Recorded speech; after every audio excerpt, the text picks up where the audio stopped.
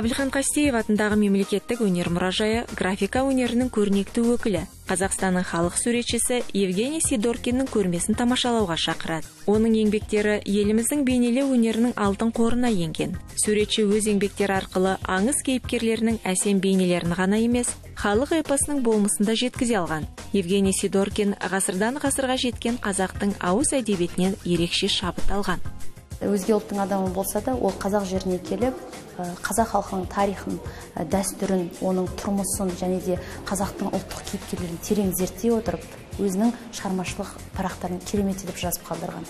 Евгений Сидоркин ең алғаш Ревиттің атындағы көркемсурет училищесін тамамдағаннан кейін 1957 жылы ең алғаш Алматы қаласына келеді. Осы қалаға келіп, Алматы қаласындағы үлкен республикалық графика көрмесіне қатысады.